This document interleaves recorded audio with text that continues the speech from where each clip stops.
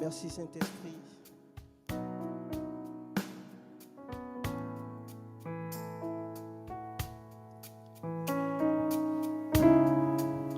Merci Saint-Esprit.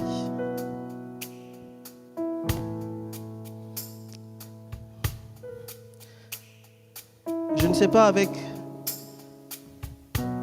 quel problème tu es venu ce soir. Quelle lourdeur tu es venu ce soir.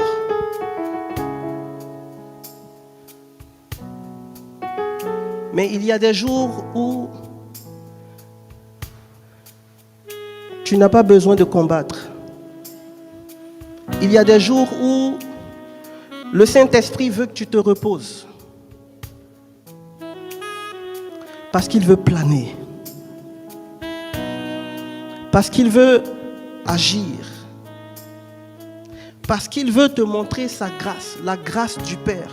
Il veut te montrer l'amour du Père pour toi. Il y a des jours comme ça où il veut démontrer que le Seigneur Jésus n'est pas mort pour rien et qu'il est vraiment ressuscité. Et ce jour en est un. Je n'ai pas entendu ton amen. Vous êtes fatigué. Est-ce que vous m'entendez bien? Vous me comprenez? Gloire à Jésus. J'aimerais que dans cette atmosphère, on puisse prendre ce petit temps de silence, juste quelques secondes, pour le pape François. David, tu peux continuer. Je t'invite à juste fermer les yeux et puis confier son âme, confier son esprit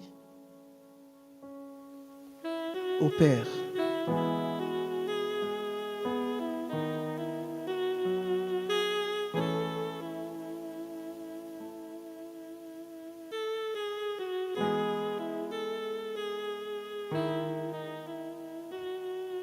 Merci Seigneur.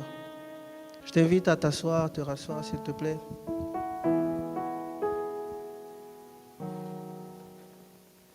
Nous sommes le 25 avril 2025.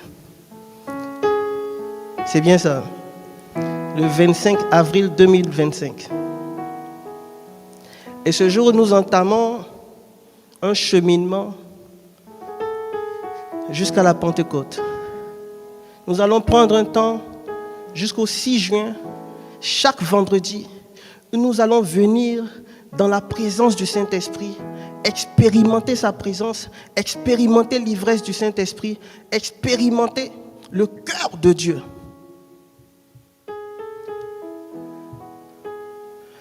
C'est un temps extrêmement important pour toi et moi. Parce que le Saint-Esprit, c'est quelqu'un qui nous conduit dans la vérité. Qui aime le mensonge ici?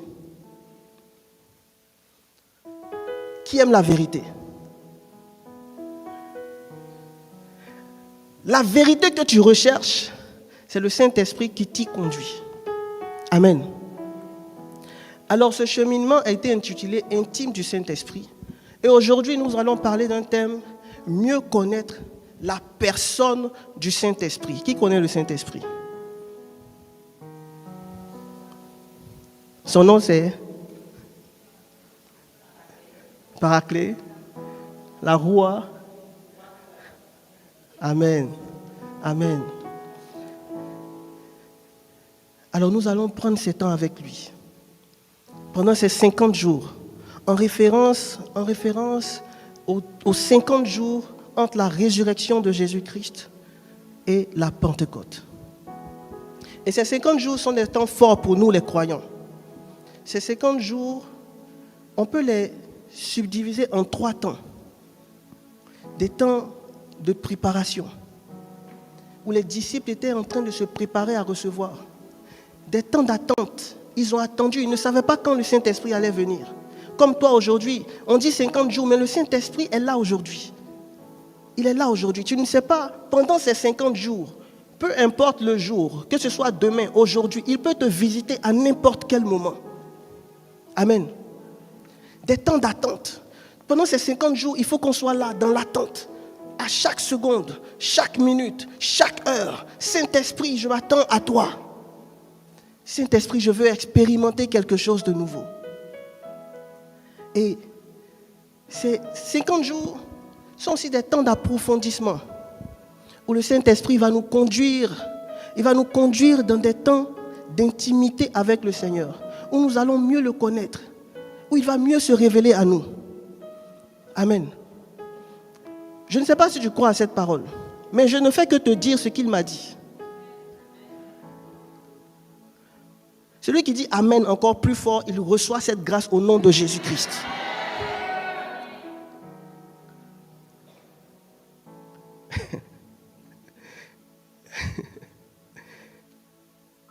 Wow, gloire à Jésus. Je vois écrit joie, joie, joie, joie, joie. Wow.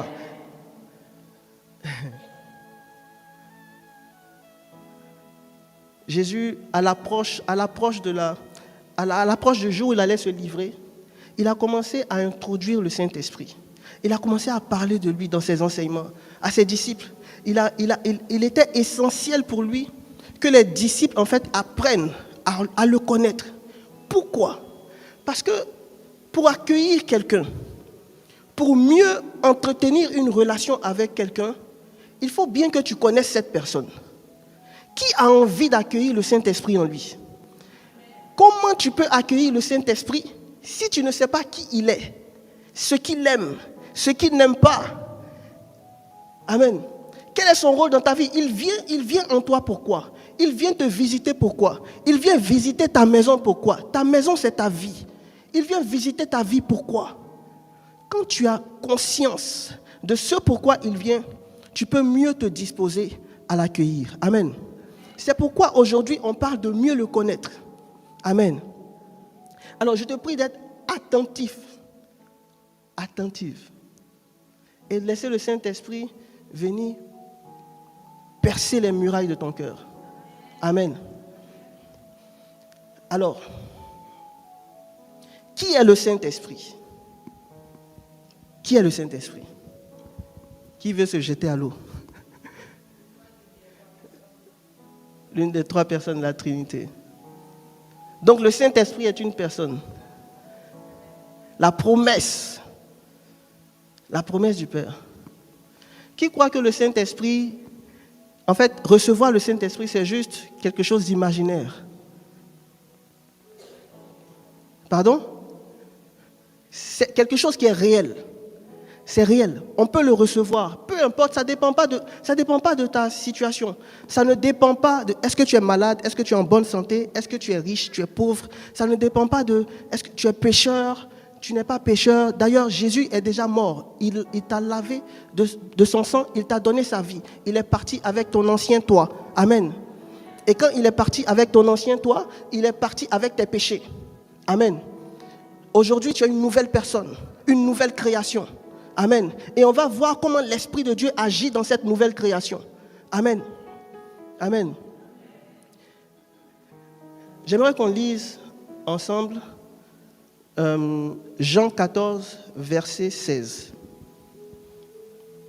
Et moi, je prierai le Père. Est-ce qu'on peut juste le lire ensemble, s'il vous plaît?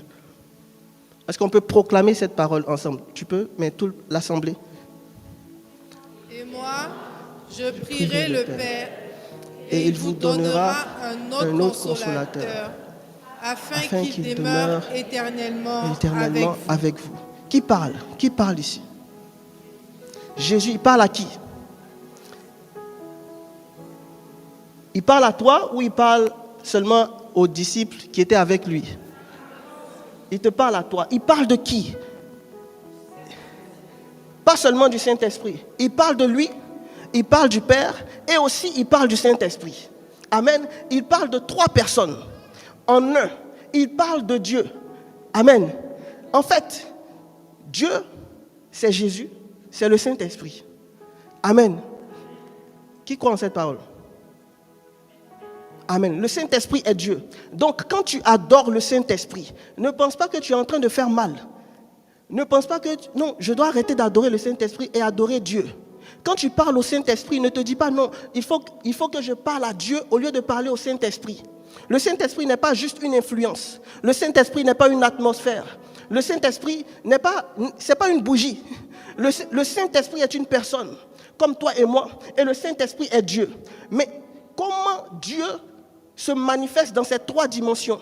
Dieu le Père ordonne, Dieu le Fils, la parole exécute, et le Saint-Esprit fait quoi? Il met en œuvre. Il met en œuvre et il donne la vie. Partout où il y a création, il faut que le Saint-Esprit agisse. Amen. Si le Saint-Esprit n'agisse pas, il y a un chaos. On va le voir tout à l'heure. Amen. Le Saint-Esprit est aussi une personne de même nature que Jésus. Amen. Il dit, Jésus parle, il parle d'un autre consolateur, un autre paraclet. Un autre ici signifie allos en grec. Ça veut dire un autre de même nature que moi. Jésus est en train de parler de lui-même. Mais pourquoi Jésus doit partir? Pour que le Saint-Esprit vienne, pour qu'un autre lui vienne. Parce que Jésus doit monter dans la gloire, et le Saint-Esprit est celui-là qui est capable de vivre en nous éternellement. Amen. Donc Dieu veut que tu sois Dieu éternellement. Paliaus.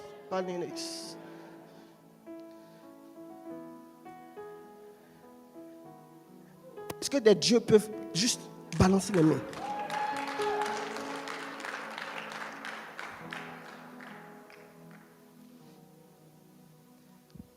Dieu n'est pas Dieu à un moment donné et à un moment donné, Dieu.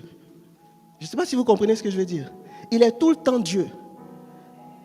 Et comme il t'a créé à ton image, il faut qu'il recrée ta nature par le Saint-Esprit. Il faut que le souffle de vie qui était venu en toi au moment de la création revienne en toi aujourd'hui. Amen. Pour que tu sois éternellement Dieu. Pour que tu fasses éternellement les œuvres de Dieu, les œuvres de Jésus. Jésus a dit, vous ferez les mêmes œuvres que moi, mais vous en ferez de plus grandes. Pourquoi? Parce que c'est lui qui le fait. Parce que c'est lui qui le fait en nous. Ce n'est pas nous qui le faisons. Ce n'est pas nous qui guérissons. Ce n'est pas nous qui prêchons. Ce n'est pas nous qui proclamons la parole. Ce n'est pas nous qui comprenons la parole. Ce n'est pas nous qui perçons les mystères. Ce n'est pas nous qui qu'enseignons. Ce n'est pas nous qui nous enrichissons. C'est le Saint-Esprit en nous. Ça veut dire quoi? Ça veut dire que quand on veut percer un mystère du royaume de Dieu, on a besoin du Saint-Esprit. Amen. Amen. On a besoin du Saint-Esprit. C'est qui le Saint-Esprit? Dis avec moi, maître du chaos. Maître du chaos. Artisan de l'ordre. Lisons ensemble. Genèse 1, versets 1 à 2. Au commencement, Dieu créa les cieux et la terre. La terre était informe et vide, et il y avait des ténèbres à la surface de l'abîme, et l'Esprit de Dieu se mouvait au-dessus des eaux. Amen. Quand on médite ces deux versets, on peut y voir clairement une préfiguration du Saint-Esprit. Amen. On peut y voir une préfiguration. On parle du Saint-Esprit dans la Genèse et les deux premiers versets de la Bible parlent du Saint-Esprit. Comme pour vous dire que le Saint-Esprit, c'est une personne importante.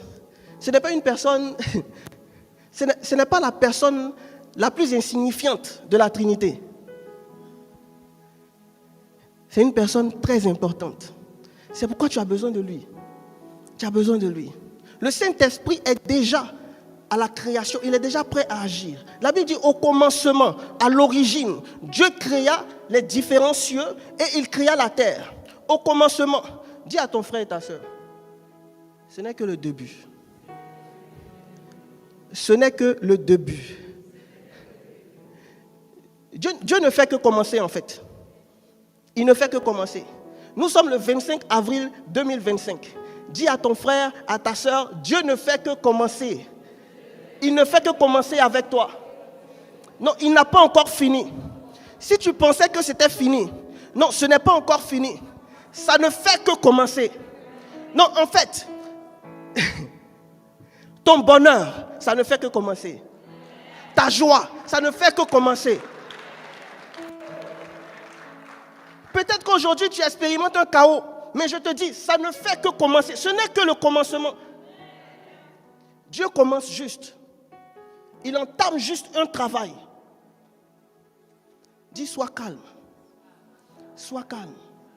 La Bible dit que la terre était informe et vide. Informe et vide. Comment Dieu peut créer quelque chose qui est informe? Comment Dieu peut créer quelque chose qui est vide? Comment Dieu peut créer quelque chose qui n'a comme pas de sens? Non, Dieu ne crée pas ça. Dieu ne fait que commencer. C'est nous qui sommes pressés. C'est un processus. Et aujourd'hui, Dieu commence ce processus avec toi. Dieu commence ce processus avec toi. Ce nouveau commencement commence avec toi.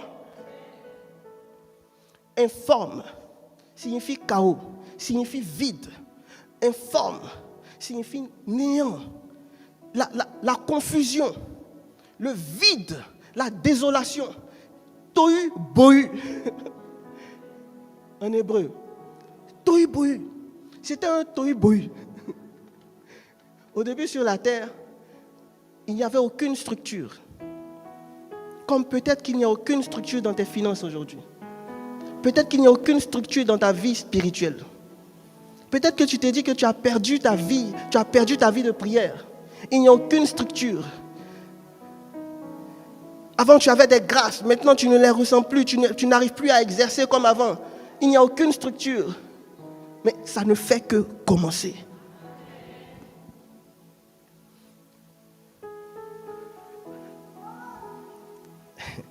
Au début, il y avait ce que nous appelons désordre. Nous l'appelons désordre. Mais Dieu ne l'appelle pas désordre. Dieu l'appelle terre. Dieu l'appelle ciel. Dieu l'appelle création. Amen. Ne pense pas que tu ne sers à rien. Peut-être que dans ta famille, tu es la dernière personne qu'on consulte quand il y a une décision à prendre. Mais dis avec moi, ça ne fait que commencer. Ce n'est que le début, ça va changer avec le Saint-Esprit. Il y avait des ténèbres, de l'obscurité à la surface de l'abîme. Remarquez ici qu'on ne dit pas à la surface de la terre. On dit à la surface de l'abîme. Il y avait les ténèbres. C'est pourquoi il y avait un chaos. C'est pourquoi quand on regarde la surface de la terre, on ne voit qu'un chaos. On ne voit que l'obscurité. Parce que l'abîme, parce que les profondeurs des eaux, parce que les eaux souterraines, parce que l'intérieur de la terre était chaotique. Si l'intérieur de la terre est chaotique, la surface ne peut qu'être ténébreuse. Si dans ton intérieur, dans ton être intérieur, il y a un chaos, la lumière ne peut être reflétée. Vrai ou faux? Vrai ou faux? L'abîme, c'est l'océan primitif. Le chaos. Et c'est pour ça qu'à la surface, il y a ce qu'on appelle l'absence de lumière. L'absence de lumière. Il n'y a rien qui brille à la surface. Il y a quelque chose qui n'avait pas encore commencé à être activé. Il y a une personne qui n'avait pas encore commencé une partie de son travail. C'était le Saint-Esprit. La personne du Saint-Esprit. La Bible dit qu'il se mouvait. L'Esprit de Dieu se mouvait au-dessus des eaux. Au-dessus des eaux. La Bible dit qu'il était au-dessus des eaux. Le Saint-Esprit a toujours une position de supériorité par rapport au chaos. Le Saint-Esprit a toujours une position de contrôle par rapport au chaos. Il y a toujours une position de domination par rapport au chaos. Fais confiance au Saint-Esprit. Quel que soit le chaos que tu traverses, fais confiance au Saint-Esprit. Le Saint-Esprit est au-dessus du chaos. Il se mouvait, il voltigeait, il couvrait déjà la création. Comme il couvre ton cœur aujourd'hui. Comme il couvre ton cœur aujourd'hui. Quel que soit le chaos dans lequel tu es, le Saint-Esprit couvre ton cœur. Il est là. Il attend juste que tu le laisses rentrer. Il attend juste, il est en train de voltiger. Il est en train de planer. Il est en train de se mouvoir au-dessus de ton cœur. Il attend juste que tu le laisses entrer. Que tu le laisses entrer. Dis avec mon Saint-Esprit, je t'ouvre la porte. Je t'ouvre la porte ce soir. Je te laisse entrer dans ma vie.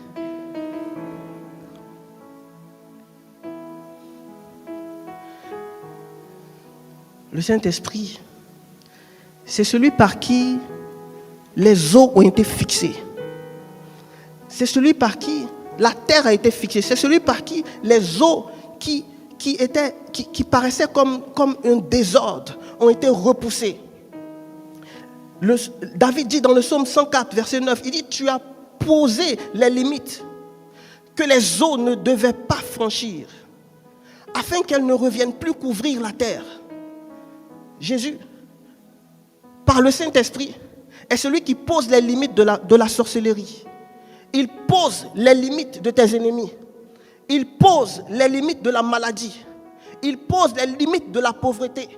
C'est pour ça que même quand tu es dans des situations compliquées, tu vois que tu arrives toujours à payer tes factures. Souvent tu ne fais rien, tu ne pries même pas, tu ne fais rien, mais des gens sont dans des situations plus compliquées que toi. Dis avec moi, le Saint-Esprit pose les limites. Il pose les limites. Il emmène l'ordre. Il emmène l'ordre là où il y avait le désordre. Le Saint-Esprit, c'est celui qui agence le temps. C'est celui qui coordonne. Est-ce qu'il y a des coordonnateurs ou coordonnatrices ici? Hein? C'est celui qui coordonne. Laisse le Saint-Esprit coordonner ta vie. Laisse le Saint-Esprit jouer pleinement son rôle. Peut-être que tu passes par une période, peut-être que tu te souviens souvent de ton passé douloureux. Mais la parole déclare, il dit dans Apocalypse 21, verset 5, il dit, je fais toutes choses nouvelles aujourd'hui. Et cette parole s'applique dans ta vie aujourd'hui. Et cette parole est pour toi aujourd'hui. Je fais toutes choses nouvelles. Je fais toutes choses nouvelles. Toutes choses nouvelles. Il y a des intelligences qui sont en train d'être renouvelées. Quelqu'un a comme... Plus le temps passe, c'est comme si tu perds la mémoire. C'est comme si tu as plus de difficultés à mémoriser les choses. Il y a un mouvement qui est en train de se faire dans ton cerveau. Tu vas sentir comme des migraines. Mais ne t'inquiète pas, c'est l'œuvre du Saint-Esprit. Il est en train de faire, il est en train d'ordonner. Des gens avaient perdu leur vie de prière. Il est en train d'ordonner. Tu ne sauras pas d'où toute cette force te vient.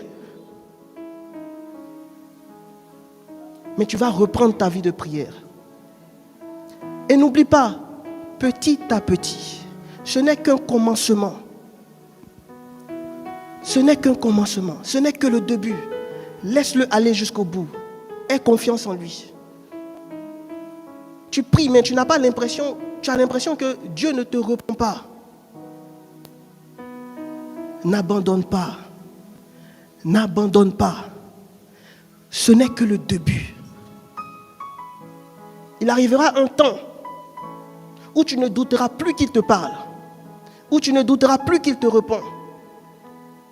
Prends ces temps de silence dans sa présence. Prends ces temps de silence dans sa présence. Et je suis en train de parler à quelqu'un. Le Saint-Esprit t'appelle dans sa présence depuis un moment. Cette personne se trouve ici, dans cette rangée. Le Saint-Esprit t'appelle dans sa présence depuis un moment.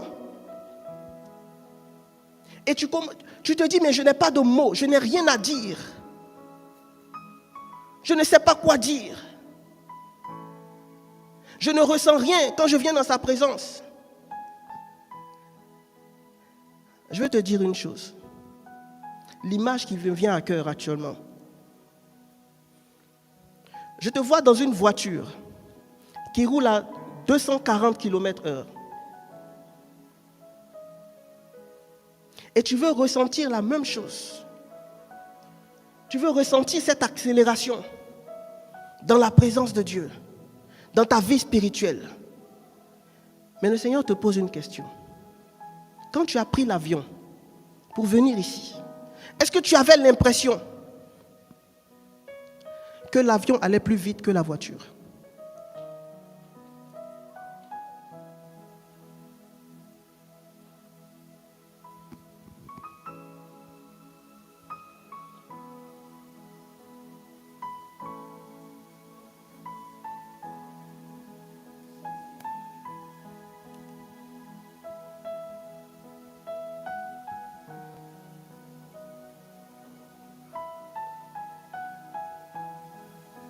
C'est l'abîme qui règne au fond de toi actuellement. Au fond de toi, il y a un abîme. Mais le Seigneur, le Saint-Esprit est là.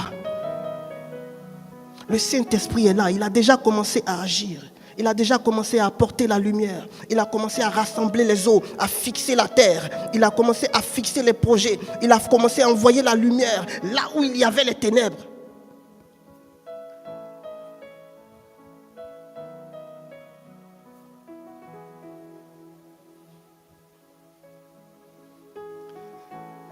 Les nouveaux commencements sont souvent des tohu-bohi.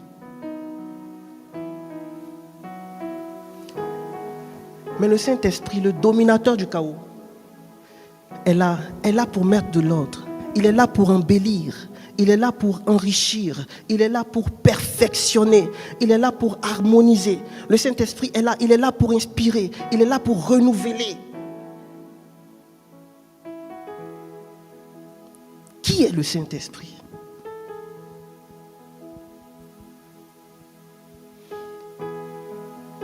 Plus tard, dans Genèse 2:7, on voit que l'Esprit de Dieu est le souffle de vie, la roua. Quelqu'un a dit ça tantôt.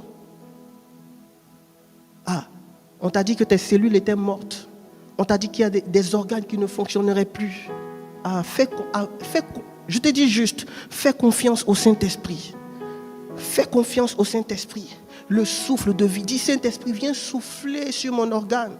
Viens souffler sur mes cellules. Viens souffler la vie de Dieu.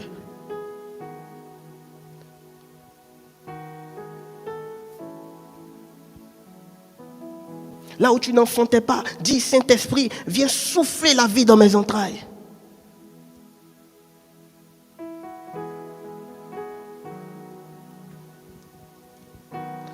La Bible dit que le Saint-Esprit est venu sur la Vierge Marie.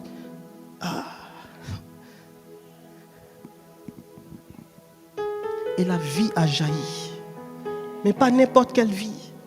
La vie de Dieu. Dieu lui-même est venu dans le ventre de Marie. Par humilité. Il s'est fait tout petit. Aujourd'hui, il se fait tout petit pour toi. Aujourd'hui, il se fait tout petit pour s'installer dans tes entrailles.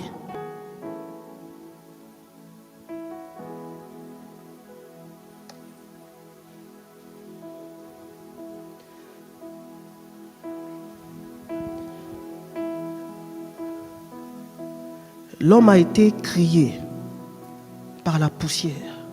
Il a été tiré de la terre. Si au commencement, il y avait le chaos dans l'abîme de la terre, bien-aimé, ne t'étonne pas que tu puisses expérimenter des chaos à l'intérieur de toi souvent. La parole dit poussière, tu retourneras poussière. La seule chose qui te manque, c'est d'avoir la conscience que le Saint-Esprit est là pour toi.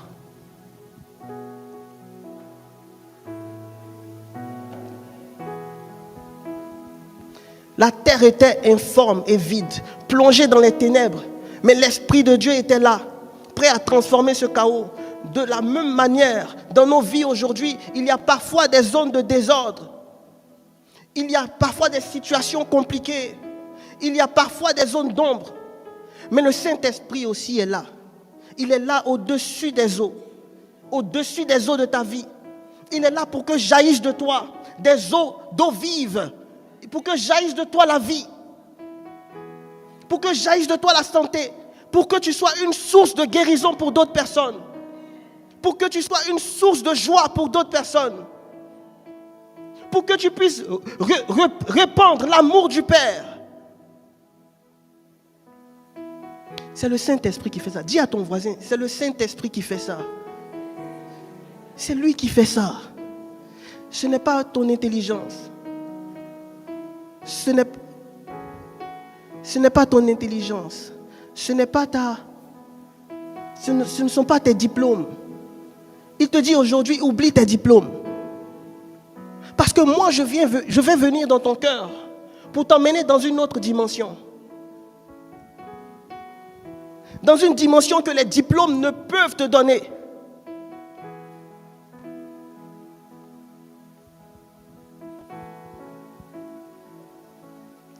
Comment le Saint-Esprit agit dans la nouvelle création? Comment le Saint-Esprit agit dans ta vie, dans ma vie? Lisons Jean 13, versets 37 à 38. Seigneur, lui dit Pierre, pourquoi ne puis-je pas te suivre maintenant? Je donnerai ma vie pour toi. Jésus répondit, tu donneras ta vie pour moi. En vérité, je te le dis, le coq ne chantera pas que tu ne m'aies renié 3 fois. Amen. Amen. Quand Jésus se livre à ses ennemis, quand Jésus est en train d'aller à la croix, un nouveau commencement débute pour les disciples. Ils sont pourchassés. Par 3 fois, l'apôtre Pierre a déjà renié Jésus. Certainement parce qu'il avait peur. Il avait peur. Pour ça, il a renié le Sauveur. Pierre n'arrivait pas à se pardonner cela. Il a pleuré. Le chaos s'est installé en lui. Il ne comprenait pas comment moi, Pierre, celui sur qui Dieu a dit, Pierre, tu es Pierre, et sur toi, je bâtirai mon église, comment moi, je puisse renier Jésus? Il ne comprenait pas cela. C'était une situation qui était difficile à son entendement humain de comprendre. Il n'arrivait pas à se le pardonner. Alors,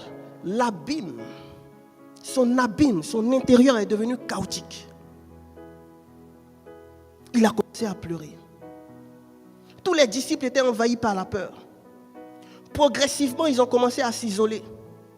Oh, j'aimerais te dire, frère, ou ma soeur, j'aimerais te dire que quand tu es dans une situation de péché, quand tu tombes, isole-toi s'il te plaît dans la présence de Dieu.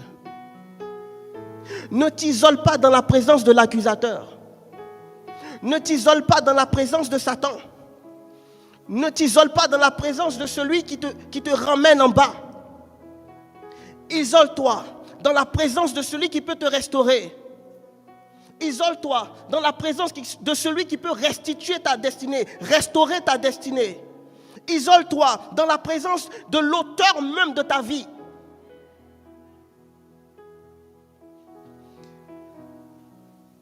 Ils se sont isolés. Mais ils se sont isolés où? Dans l'attente de la promesse. Dans l'attente de la promesse. Ils se sont isolés, ils avaient peur, c'est vrai. Ils étaient vrais. On a peur, on ne veut pas mourir. Donc on va chercher un coin où on va se cacher. Les gens vont venir nous dire, oui, vous êtes les disciples de Jésus. On va renier Jésus, on va mentir. Mais au moins on est vrai.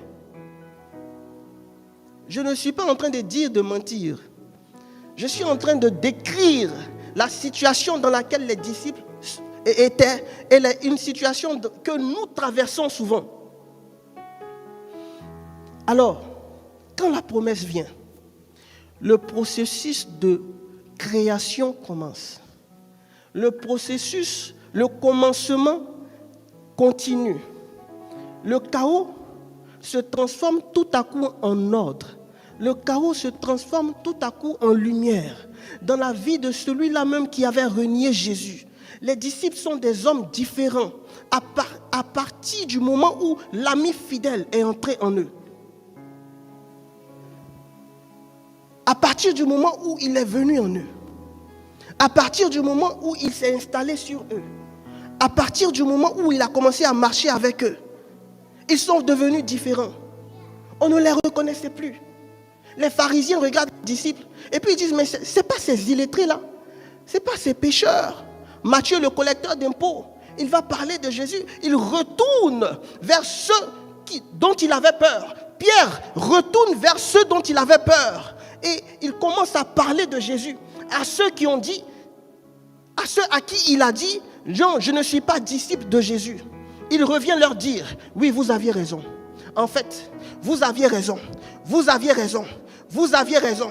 Vous étiez dans la révélation. Parce que moi-même, je ne savais pas que j'allais recevoir quelqu'un. J'allais recevoir quelqu'un qui allait me faire être celui que vous disiez que je suis.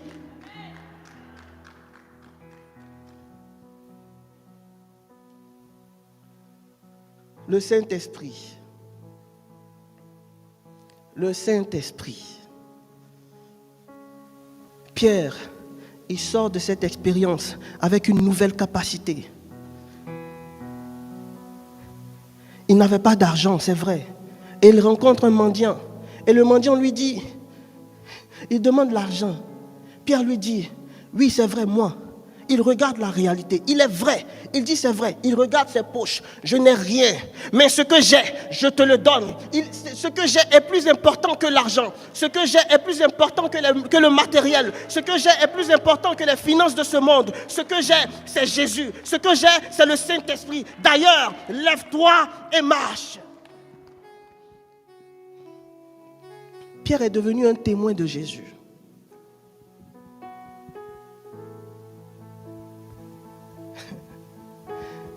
Je ne sais pas dans combien de temps,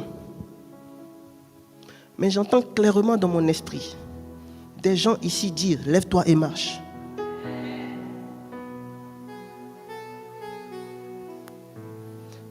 Tu seras équipé aujourd'hui. Pendant ce cheminement, tu seras ivre. C'est pourquoi quand tu vas sortir d'ici, commence à inviter ceux que tu aimes. Commence à inviter ceux que tu aimes. Tu vas leur sauver la vie.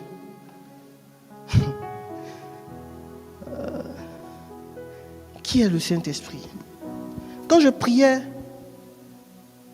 priais, j'adorais Dieu. J'ai dit Seigneur, qu'est-ce que tu veux que je leur dise? Je ne veux pas aller parler par moi-même. Quel est le message que tu veux que je leur dise? Quel est le message que tu veux leur transmettre, Seigneur? Il me dit, dis-leur que je suis leur ami fidèle.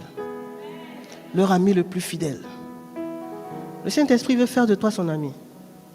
Et l'Esprit est tellement un. La bergère Marie-Chantal a parlé de ça tout à l'heure quand elle priait. Aujourd'hui, il veut visiter les cœurs. Comment tu deviens un ami? Comment tu deviens l'ami de quelqu'un? Comment tu considères quelqu'un comme ton ami? Si ce n'est dans ton cœur. N'est-ce pas, on a des amis qu'on n'a pas appelés depuis 2 mois, 3 mois. Mais ça ne change rien. Donc, j'aimerais te dire, il arrive des fois où peut-être que tu ne pries pas assez. Ça ne veut pas dire que le Saint-Esprit te déteste. Arrête de culpabiliser. Va dans sa présence. Reste là. Le silence est aussi une prière. Les pleurs sont aussi des prières. Il y a des gens, quand ils sont en colère, ils ne peuvent pas parler. Ce sont les pleurs qui parlent.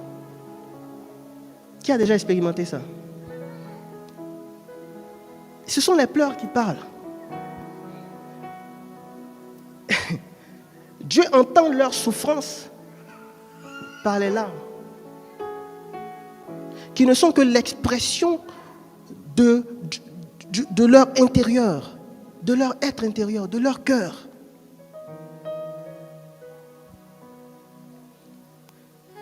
Ne néglige pas la présence de Dieu. Ne sois pas trop formaliste. Non, prier c'est comme ça. Prier c'est comme ça. Prier c'est comme ça. Avec le Saint-Esprit, prier, c'est tout. Comment il va te faire prier, ce n'est pas ton problème. D'ailleurs, c'est l'Esprit qui prie. Une vraie prière ne vient pas de nous. C'est l'Esprit de Dieu qui prie en nous. Il dit dans les derniers temps, et le temps est déjà là, où les adorateurs, les vrais, m'adoreront en esprit et en vérité. Quand tu viens dans la présence de Dieu, sois juste toi. Si tu es en train de louer, loue-le. Si tu es en train d'adorer, adore-le. Quand tu viens devant une assemblée, c'est vrai, l'assemblée est là. Mais je suis en train de vous parler, mais ce n'est pas à vous que je prêche. Laisse.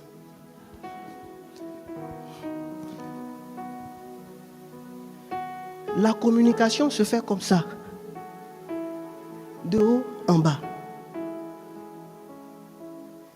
Il y a des choses que je suis en train de vous dire qui ne sont pas dans mes notes. La prière, la vraie prière, c'est par l'Esprit. Viens dans la présence de Dieu. Si tu veux, tais-toi. Attends le moment où il commence à parler. Attends le moment où il commence à prier. Attends le moment où il commence à adorer. Attends le moment où il commence à exprimer des soupirs à Dieu. Par tes pensées, par tes larmes, par tes mouvements.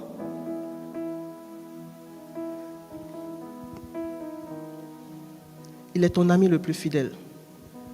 Le meilleur ami, c'est celui qui ne déçoit jamais. Le meilleur ami, c'est celui qui est toujours là.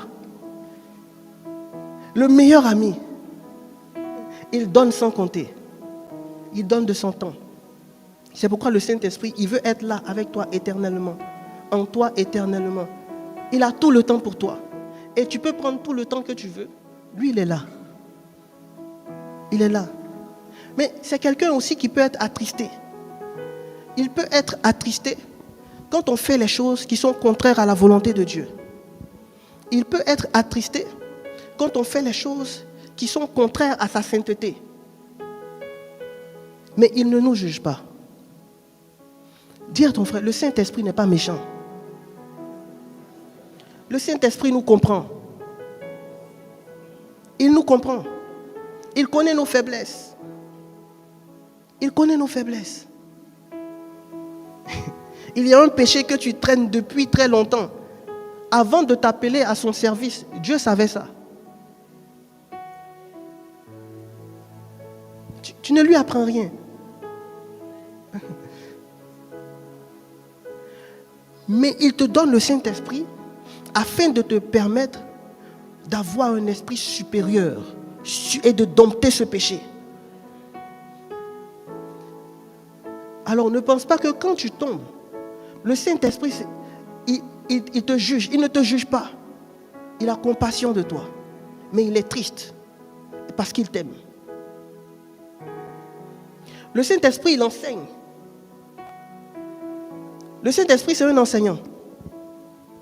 Quand on te donne des tâches au travail et que tu as l'impression que c'est trop dur, dis Saint-Esprit, enseigne-moi. Saint-Esprit, voici une opportunité pour montrer encore la gloire de Dieu. Enseigne-moi, mon ami. Je suis disposé. Allons-y. Oui, c'est vrai, c'est une tâche compliquée. Mais allons-y, Saint-Esprit. On est ensemble. Allons-y. Je compte sur toi. Mais ça, ce sont des choses de ce monde. pourquoi Dieu nous envoie le Saint-Esprit pour nous enseigner? C'est pour qu'on vive. C'est pour qu'on garde la vie. C'est pour qu'on garde notre vigueur. C'est pour qu'on reste sur le chemin de notre destinée. La Bible déclare que mon peuple meurt par manque de connaissance. L'un des rôles les plus importants du Saint-Esprit dans nos vies, c'est nous enseigner afin qu'on ne meure pas. Alors quand tu prends la parole de Dieu et que tu commences à la méditer, attends-toi à ce que le Saint-Esprit vienne te montrer des mystères qui vont te permettre de vivre.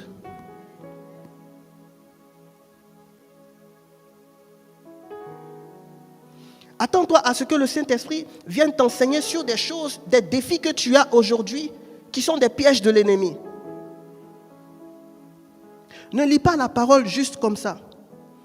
Attends-toi aussi à ce qu'il t'enseigne au travers de la création, à ce qu'il t'enseigne à travers même une fourmi, une termite, une abeille.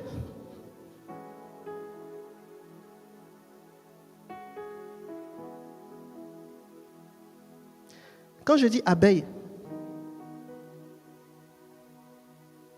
ok, je vois la personne, on va en parler après. Alors, j'ai dit, le Saint-Esprit peut être attristé. Le Saint-Esprit décide souverainement. 1 Corinthiens 12, verset 11. Un seul et même esprit opère toutes ces choses, les distribuant à chacun en particulier comme il veut. Comme il veut. Tu peux être en train de prier. Saint-Esprit, je travaille à l'hôpital, je vois trop de malades, donne-moi le don de guérison. Il peut te le donner comme ne pas te le donner. Il distribue les dons selon nos appels respectifs, selon le besoin. En fait, comment demander des dons? Comment aspirer aux dons? Mais je pense qu'on aura le temps de développer ça. Mais c'est de venir écouter le cœur de Dieu. Seigneur, qu'est-ce que tu veux faire dans cette saison? Tu l'écoutes. Tu l'écoutes. Tu l'écoutes. Il dit, je veux guérir. Et maintenant tu rentres dans sa présence. Père, donne-moi la grâce. Donne-moi le don de guérison. Donne-moi le don de guérison. Mais ce n'est pas pour toi. C'est pour les autres. C'est pour le peuple. C'est pour la communauté. Et donc, quand tu commences à faire cette prière, attends-toi à ce qu'il te le donne. Donc, attends-toi à aller prier pour les gens. Attends-toi à ce qu'ils te disent dans la rue, cette personne a un problème au cœur, prie pour elle. Attends-toi à parler aux gens dans la rue, à leur dire, mon frère, ma soeur, excuse-moi, on ne se connaît pas, mais j'aimerais te parler de quelqu'un qui peut te guérir. Aie confiance en lui. Ne sois pas dans le doute quand tu fais ce genre de prière. Le Saint-Esprit est un intercesseur. Pierre dormait. Il dormait pendant la prière. Mais après avoir reçu le Saint-Esprit, il préfère passer du temps à prier plutôt que de s'occuper des affaires administratives. Qui c'est ça?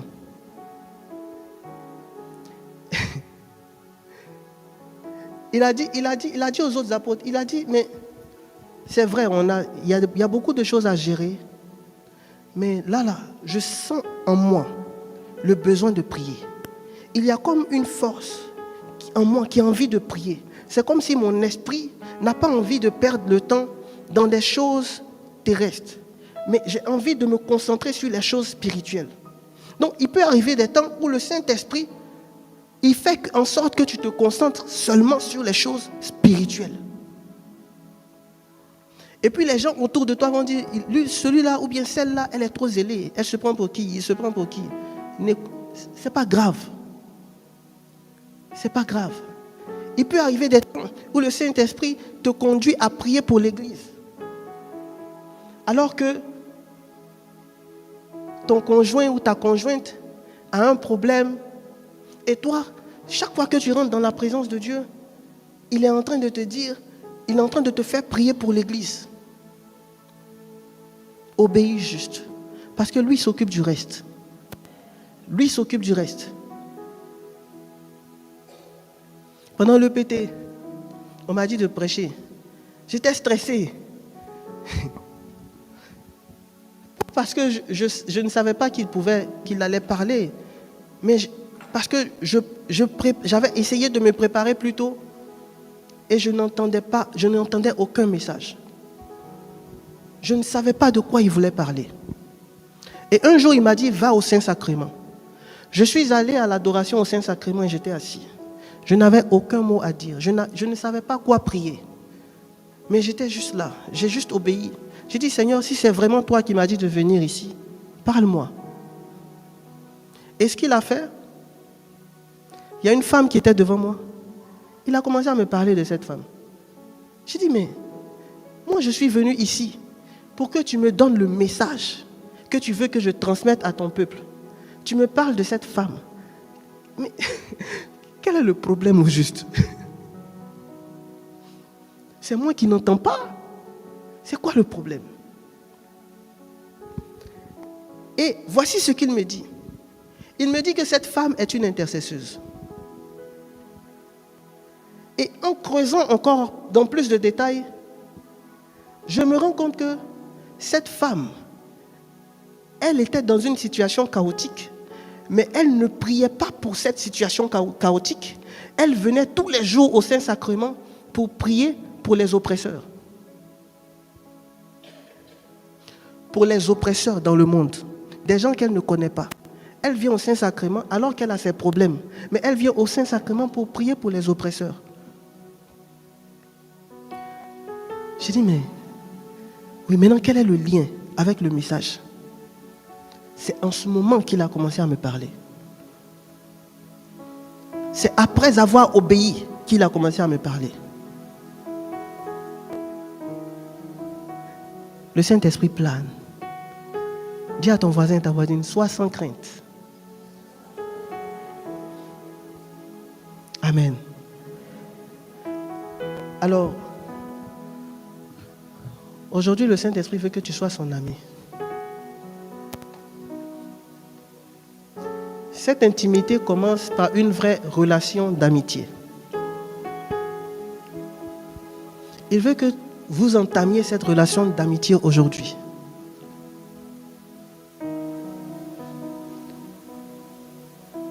Et pour être plus proche du Saint-Esprit, il faut apprendre à passer du temps avec lui.